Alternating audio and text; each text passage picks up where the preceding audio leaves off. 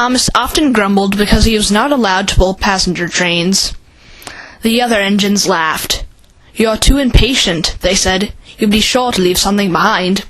"Rubbish," said Thomas crossly. "You just wait, I'll show you." One night he and Henry were alone. Henry was ill. The men worked hard, but he didn't get better. Now Henry usually pulled the first train in the morning, and Thomas had to get his coaches ready. "If Henry is ill," he thought, "perhaps I shall pull his train." Thomas ran to find the coaches. Come along," he fussed.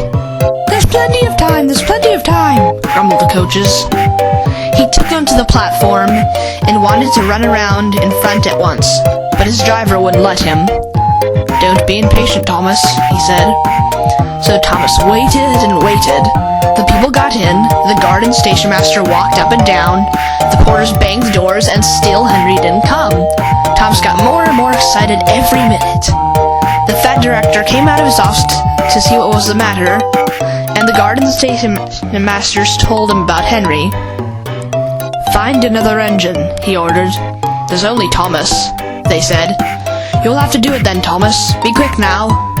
So Thomas ran around to the front and back down on the coaches ready to start. "Don't be patient," said his driver. "Wait till everything is ready." But Thomas was too excited to listen to a word he said. What happened then, no one knows. Perhaps they forgot to couple Thomas to the train. Perhaps Thomas was too impatient to wait until they were ready. Or perhaps his driver pulled the lever by mistake. Anyhow, Thomas started. People shouted and waved at him, but he didn't stop. "They're waving because I'm such a splendid engine," he thought importantly. "Henry says it's hard to pull trains, but I think it's easy. Hurry, hurry, hurry," he puffed, pretending to be like Gordon. As he passed the first signal box, he saw the men leaning out and waving. "They're pleased to see me," he thought. "They've never seen me pulling a train before.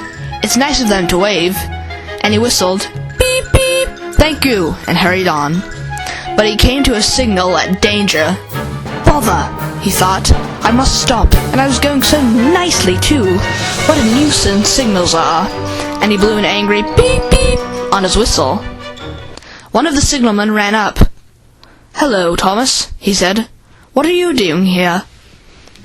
"I'm pulling a train," said Thomas proudly. "Can't you see?"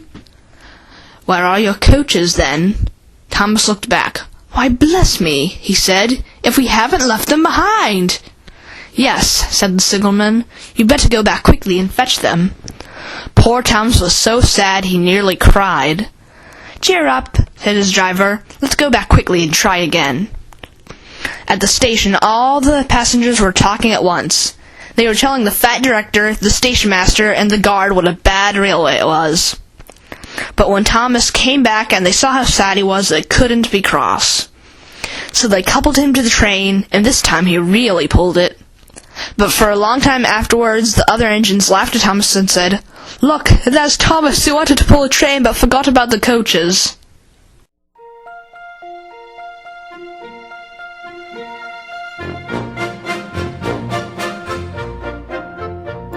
He's a really useful engine, you know. All the other engines, they'll tell you so. He huffs and puffs and whistles, rushing to and fro. He's the really useful engine we adore.